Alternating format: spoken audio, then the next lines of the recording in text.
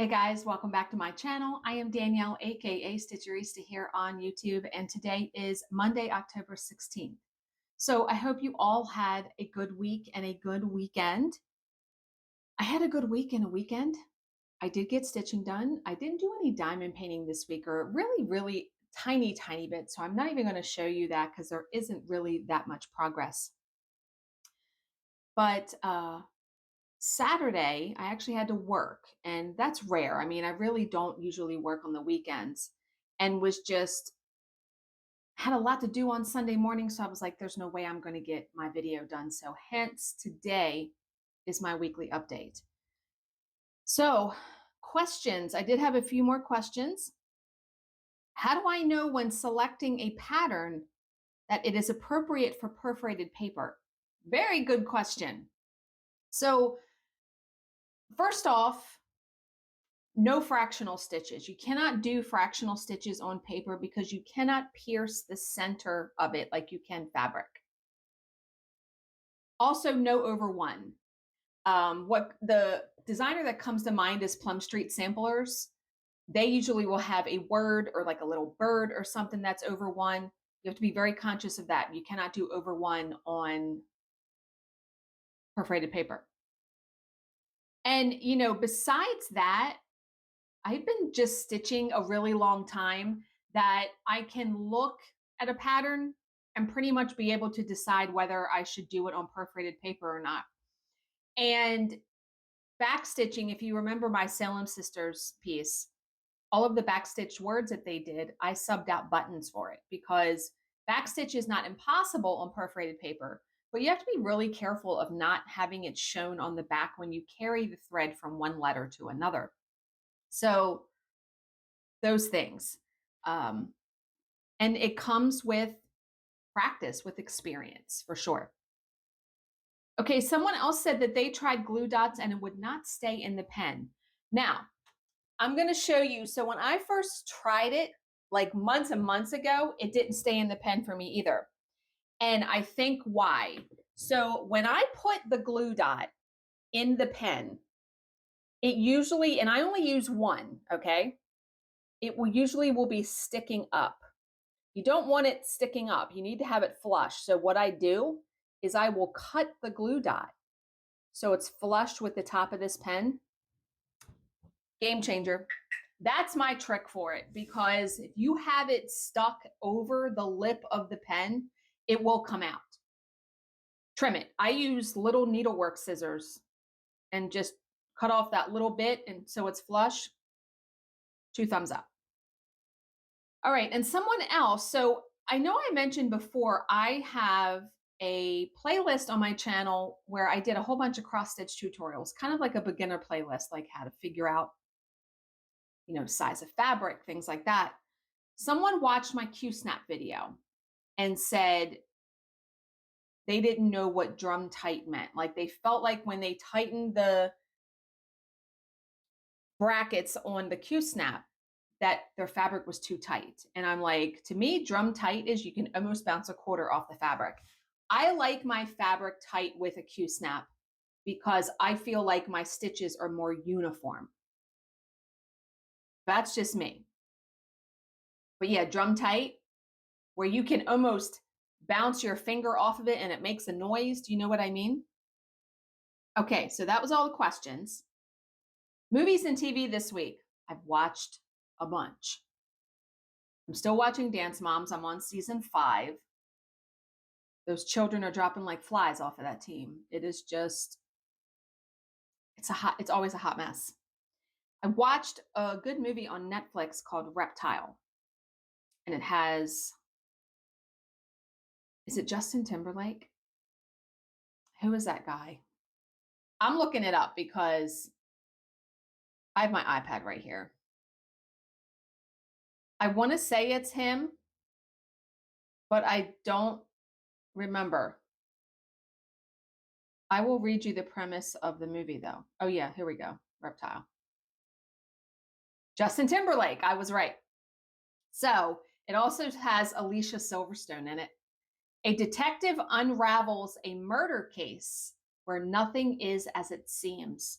It was very good. And it was 2 hours and 16 minutes. That was, to me, quite a longer movie, I would say. Absolutely loved it. When I was stitching, I watched it the other night. And then I have started watching on Amazon, and it's on Prime. So if you have Prime, you can watch this for free. It's a show called Wilderness, and it's 6 episodes. I'm on episode 5. I'm going to try to finish it tonight. A woman finds out her husband is cheating and what she decides to do. Oh boy. Oh boy. It does not go quite as she plans either. So good. I had my mom watching. She was like, wow. Yeah. And then last night, I finally decided to start watching the newest season of American Horror Story called Delicate. It is based on a book by Danielle Valentine. I haven't read the book. I actually like to not read the book and then watch this stuff because I don't want to know what's supposed to happen. And it's like watching a car accident. You can't look away. So, American Horror Story is one show that I usually do not do any stitching or diamond painting while I'm watching. I feel like you really have to pay attention to that kind of show. So, I didn't do any stitching last night. When Bill went to bed, I went downstairs, got a drink, sat in bed, laid in bed, started watching. Was literally saying WTF every second of the show. What? What is happening here? So this actress is trying to have a baby and it's not going as planned. Everyone's suspicious. Her husband, her agent, the housekeeper, like everyone is wackadoo. Like it is just, it literally is like mouth hanging open. And so I watched 2.5 episodes, was falling asleep because they're almost an hour each. And then got up this morning because I'm off work today because we worked Saturday. So I got up this morning and watched the rest because there's only 4 episodes out so far. And I think there's only going to be 5. And then they're doing the other half of the season later on. And I have to admit, I really hate when series do that because there's usually a good bit of time between it. So you kind of forget what happened. Just have it all released at the same time, right? And Bill and I, we're still watching Hell's Kitchen, Golden Bachelor, which I love that show so much. Golden Bachelor, Bachelor in Paradise, hot friggin' mess that show is too. Big Brother. And yeah, we have our own shows that we watch. Books. This week, I finished 2 books. So I finished Carol Goodman's Bones of the Story. Highly recommend and exactly on point with the kind of books that she writes. Loved it. Gothic mystery, out of college, really love it. I read another book and it was almost in one day because I couldn't put it down. And apparently I'm late to the party on this book because Joe already read it. It is called You Shouldn't Have Come Here by Geneva Rose. The book is told in alternating perspectives of Grace and Calvin. Calvin is the owner of a ranch and he lives on it and he rents out rooms in his ranch on Airbnb. Grace rents out one of the rooms. And oh my. They wind up falling for each other. She's there like 10 days, I think, because they also break up the book day 1, day 2. They wind up falling for each other. It doesn't go as planned. None of this stuff goes as planned, right? In all of these books and things that I read, nothing goes as planned. So good. So good. Highly recommend. And then the book I started reading just not yesterday, the day before. When I read books like either quickly, like I'll read a book in a day, or I'll read more than one book. Like on my cruise in May, I read 4 books that week. I came home and I don't think I read for an entire week. It's almost like I have to take a break from it. So I took a couple days after reading You Shouldn't Have Come Here. And then I found this book on Kindle Unlimited called They Never Learn by Lane Fargo. I have not read anything by this author, but here is the premise. And again, told in alternating perspectives of these different people at this college. And so far, it's good. I've read 2 chapters. It says, Scarlet Clark is an exceptional English professor, but she's even better at getting away with murder. Every year, she searches for the worst man at Gorman University and plots his well-deserved demise. Can you imagine? Thanks to her meticulous planning, she has avoided drawing attention to herself. But as she's preparing for her biggest kill yet, the school starts probing into the growing body count on campus because you find out she's been a professor for like 15 years. So she's done this 15 times, right? So yeah. Determined to keep her enemies close, Scarlet insinuates herself into the investigation and charms the woman in charge, Dr. Mina Pierce. Everything is going according to her master plan until she loses control with her latest victim, putting her secret life at risk of exposure. Meanwhile, Gorman student Carly Schiller is just trying to survive her freshman year. Finally free of her emotionally abusive father, all Carly wants is to focus on her studies and fade into the background. Her new roommate has other ideas. Allison Hadley is cool and confident, everything Carly wishes she could be, and the 2 girls quickly form an intense friendship. So when Allison is sexually assaulted at a party, Carly becomes obsessed with making the attacker pay and turning her fantasies about revenge into a reality. So far, the book is in the alternating perspectives of Scarlet, the English professor, and Carly, the new student. Can't wait to see how this turns out. But can you imagine you find the worst person on campus and you kill them? These books, and the fact that someone had to write this, right? Yeah, this would be a good movie, right? There's so many books that I read that I think, man, turn that into a series or a movie, right? The canvas, the amount of books that I think could be turned into movies and series, it's limitless. And now that Netflix and Hulu and Amazon Prime, they're all clamoring to turn this stuff into series. So essentially, like that series Wilderness, you're watching a 6-hour movie. That's essentially what it winds up being. Because when you really think about some of the books that have been written, turned into movies, man, they have either had to change the story or really had to, cut parts of it out because it would be an 8-hour movie. Hence the series. Yeah. All right, purchases. So this also falls into my favorites of the week, the Java sock.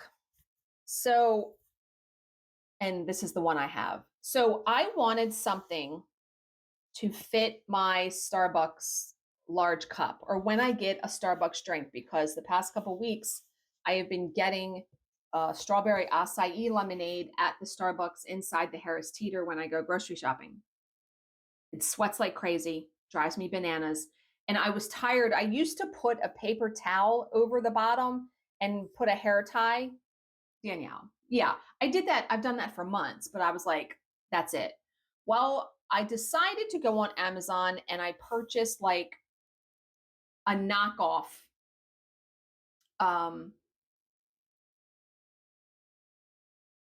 thing, a knockoff thing, sock or whatever. Don't do it. Do not do it. The price of, it was a set of 3. The price of 3 was the price of just this one from Java Sock. But when I opened the package, the smell of it knocked me on my ass. And it's because, inferior product, right?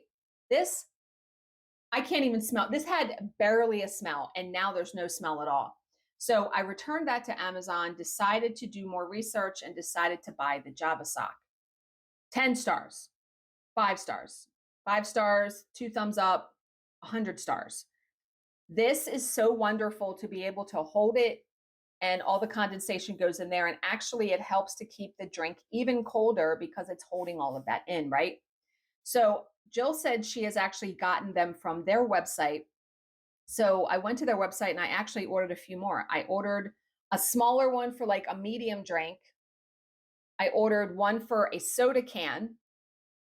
One I also ordered a hot sock where it goes on a hot drink. And then I ordered one for a pint of ice cream. Like they really have, um, yeah. Okay, wait a minute. Let me pause for a second. Okay. Work emergency, something that my boss did, and I'm going to have to fix it. Not right at this minute, however. Okay. So, yeah, I ordered a whole bunch of these different ones, and they have so many different patterns and everything. And I also like these sit flat, the stitching, they're well made. They are well worth it. So, I will link their website down below if I remember. But yeah, I got this one. This one I actually got on Amazon, but you can go to their website. They have some on clearance if you don't mind what designs you get that are basically 50% off. Okay. So going along with favorites of the week, my Raycon earbuds. Bill got these. Bill got these for me for Christmas last year. They were like, I want to say $70. Um, I got the red ones. And the reason why they're on my favorites list for this week. So today I got up and I cleaned my house. And I put on the Normal Gossip podcast, put these in because I have these linked to my iPad and was just able to clean and listen to 1.5 stories. So wonderful. So wonderful to just be able to walk. And they keep the Bluetooth connection really, really well because I had my iPad in my office and I cleaned my whole house. And we have a split foyer. So I was downstairs, outside, out back, taking the trash out and stuff. Still had a connection. So highly recommend. And then we have a local grocery store that has been around. It has to have been since I was born. It is called Angel's Grocery Store. And I feel like people don't do all of their shopping at this store. What they do is they pick up things that they need, a couple things here and there. We had pork in the crock pot for dinner last night, and Bill always likes coleslaw with his, and he only likes the coleslaw that Angels makes. They make their own salads and desserts in-house. So I went there to get coleslaw and also shrimp macaroni salad and potato salad. But I was there at lunchtime when I went, and I want to say I went Thursday. Yes, I was off last Wednesday and Thursday, and I went Thursday. And I decided to get their chicken salad. Now, Bill and I used to love the chicken salad that Costco made. I don't know what they did to it. They changed the formula. We don't like it anymore. This chicken salad, chef's kiss. Absolutely loved it. And they had what they called Dina dirt because we're right on the line. We live, Pasadena is a town in our area. So they call it Dina dirt, but it's like that dirt pudding where it's the crushed Oreo cookies, vanilla pudding, Cool Whip. Oh, let me tell you, I bought some of that too. Again, chef's kiss. Absolutely. So they were on my favorite this week. And they also make some of their own bread. I bought a loaf of rye bread. Again, it's so good when you can find like good food, right? Okay. One thing that I'm grateful for, and then I will show you my finishes and whips because that's the last thing we're going to talk about. I hit 34,000 subscribers over the weekend. So thank you to everyone who subscribes and watches. So very much appreciated. Okay. So I did have a finish. I did finish my autumn Quaker and I fully finished it yesterday. It's not my favorite finish, but I still think it's cute. It looks really good though in the viewfinder. So I'm going to say I'm not a huge fan of using rickrack because with paper, and I need to try this and I just haven't, you know, when people use it with fabric, they put it under the fabric, like behind it. When I do it with paper, I always put it around the border because I feel like I put it on top because I want it to kind of stand out. This did not exactly turn out how I had envisioned in my head. I had another piece of scrapbook paper that had pumpkins on it that I was going to put behind this. I ran out of the adhesive on my Xyron Creative Station and it ripped the paper. So couldn't use that sheet. And I said, you know what? I'm just going to make this a really simple finish. So this board I got from Hobby Lobby. And so it had holes in it because it had twine. And I just decided to cover the holes with some of those enamel dots. So then I wanted to kind of tie it in with, I hope this is still on. It is, okay. So I put them on the corners here, plus it also hides where the ends of the rickrack are. But yeah, scrapbook paper, the piece, I also backed it with white paper, so it kind of hides the holes. And then a bow, and then this is a pumpkin little doodad that someone actually sent me. So yeah, I'm just going to hang this in my office. I'm going to use the 3M picture hangers and just put them on the back. But yeah, I really enjoyed I love the stitching. So this was the Autumn Quaker, and I used the thread that they used. It was Color and Cotton Pumpkin Pie. And this was actually in the finishing kit. So this is Pumpkin Pie Rickrack. But yeah, I think it turned out cute. Like I said, not my favorite finish. Like I absolutely loved my finish for Salem Sisters, but still, that just fell off of there. I'm going to have to glue that on. Yeah, they're just adhesive, but they don't like to stick very well. So I'm going to have to glue it on. I will do that after this video, if I can find it, because I heard it hit the floor. But my next piece that I'm going to stitch is another Primrose Cottage Stitches piece. And it is their Autumn Alphabet, which was just released actually with the Pumpkin Quaker. I already have a cutting board, so I'm very happy about that. I'm going to try to emulate this finish. So I will be doing I'll try to do 2 bows up at the top. I've never done that before. But I decided to stitch mine on Amazing Gray perforated paper.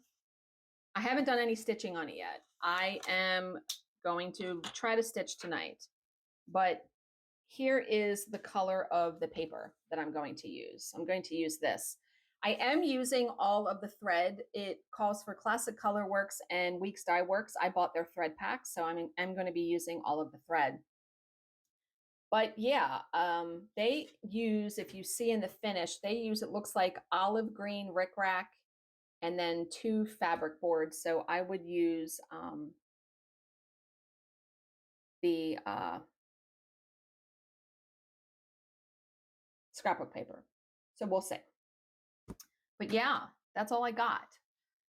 So, like I said, this week I hope to do some diamond painting today after I get this video uploaded and processed and all of that, and more reading and watching and stitching. So I hope you guys all have a fantastic week.